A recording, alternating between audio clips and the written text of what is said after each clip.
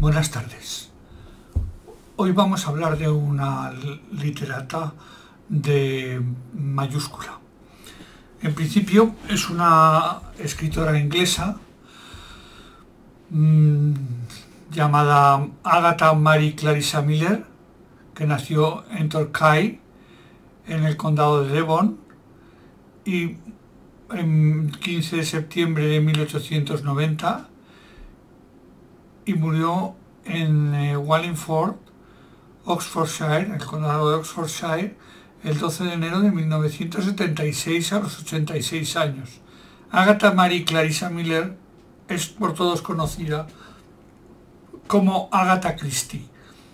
Agatha Christie ha sido la autora que nos ha acompañado durante veranos y veranos eternos en nuestras lecturas en juventud e incluso en la edad adulta. Agatha Christie estaba muy influenciada desde pequeña por Walter Scott, John Milton, Alejandro Dumas, James Austen, Arthur Conan Doyle, aunque también se sabe que leyó a Edgar Allan Poe, Anna Katharine Green y Heathcote K. Chesterton. Christie dijo que tuvo una infancia feliz. Creció rodeada de mujeres fuertes e independientes porque ella se apoyó muchísimo en su madre, en Clara, y se apoyó mucho en sus tías.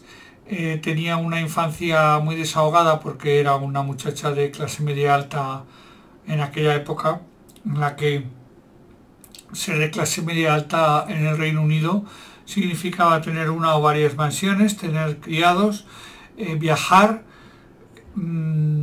educarse en las mejores escuelas y participar de una vida social muy intensa, que era la que para esta clase estaba destinada.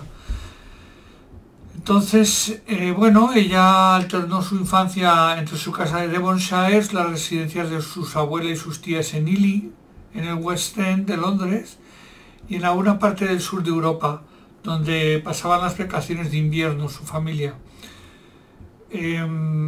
Aprendió guitarra, mandolina y todas las enseñanzas básicas. Estuvo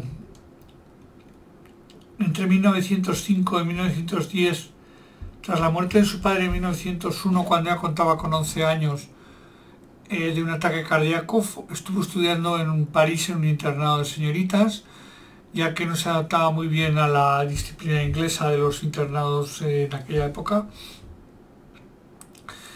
Ella, a la enfermedad de su madre, también en esa época decidió llevársela al Cairo.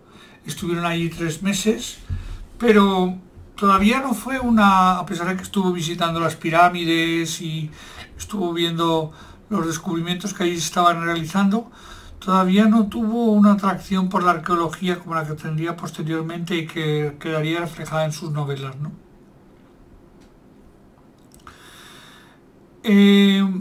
Cuando regresó a Inglaterra, consiguió la publicación de una obra, The Bluebird of Happiness, con un grupo de amigas, y no estaba todavía decidida a enfocarse en este futuro profesional. Pero ocurrió que mientras estaba en cama por enfermedad, es un poco lo que suele pasar, ¿no? Te replanteas la vida, y en este caso a ella le ocurrió, se replanteó su vida a partir de ese momento y decidió ponerse a escribir su primer cuento, The House of Beauty. Un cuento de alrededor de 6.000 palabras sobre el mundo de la locura y los sueños. A pesar de que todavía no tenía el estilo y la impronta literaria de Agatha Christie, sus biógrafos consideran que este cuento ya era bastante bueno.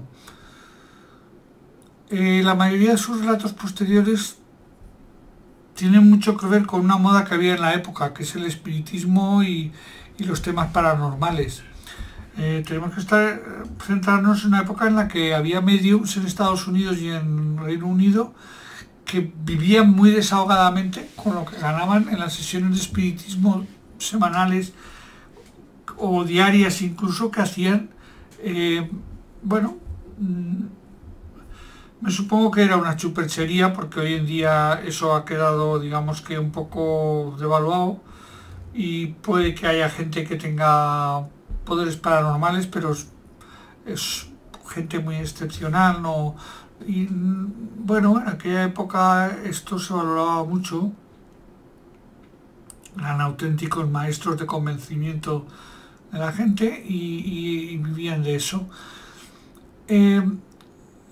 Agatha Christie, cuando estuvo en el Cairo por segunda vez, pues se puso a editar su primera novela, que era Snow on the Desert, o sea, La nieve bajo el desierto, que se basó en sus experiencias en la ciudad cariota. Sin embargo, varias editoriales se negaron a publicarla. Entonces su madre le dijo: ¿por qué no pides consejo a un amigo de la familia que es escritora, Ellen Philpotts? Ellen Philpotts tampoco se mojó mucho y lo que pasó fue que le mandó una recomendación a su agente literario Hugh Massey, pero Hugh Massey también rechazó Snow upon the Desert y le sugirió que preparara una segunda novela.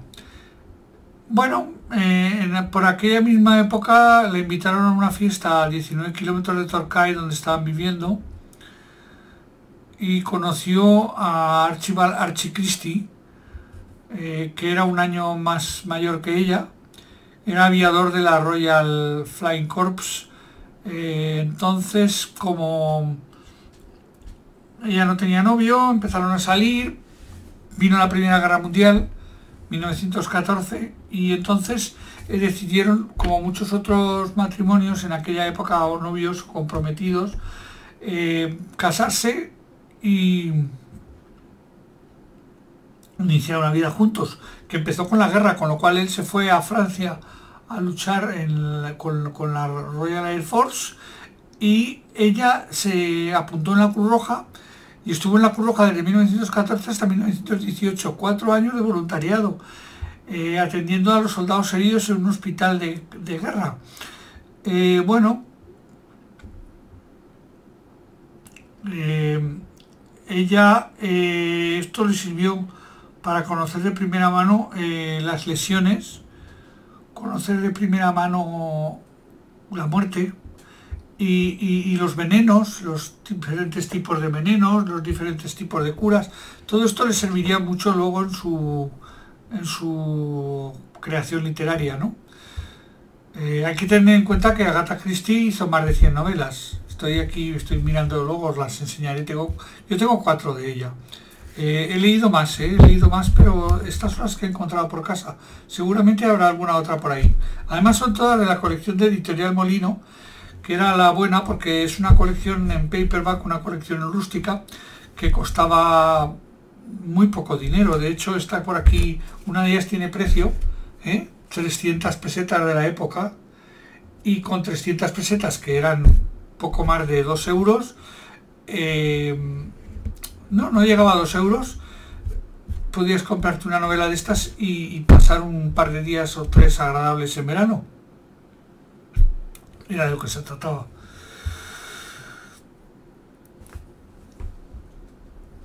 Bueno, finalmente en 1918 la Primera Guerra Mundial acabó y Agatha Christie empezó a seguir los relatos detectivescos de Arthur Conan Doyle de una manera constante, y así fue como en 1920, justo 2 años después de finalizar la guerra, salió su primera novela, El misterioso caso de Styles, donde presenta al detective Hercule Poirot, retratado como un exoficial de la policía belga, que se había refugiado en Gran Bretaña después de la invasión alemana en Bélgica.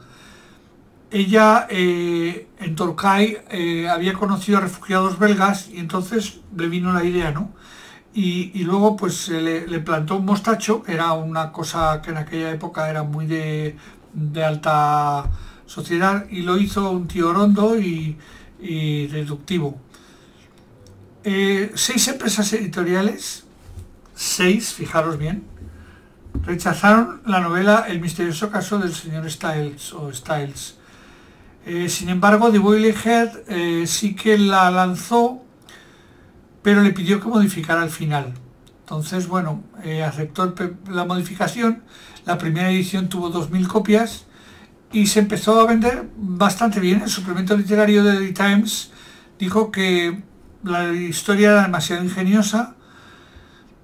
Dice, es el primer libro de la autora y es una historia de detectives en la que el lector no sería capaz de localizar al criminal.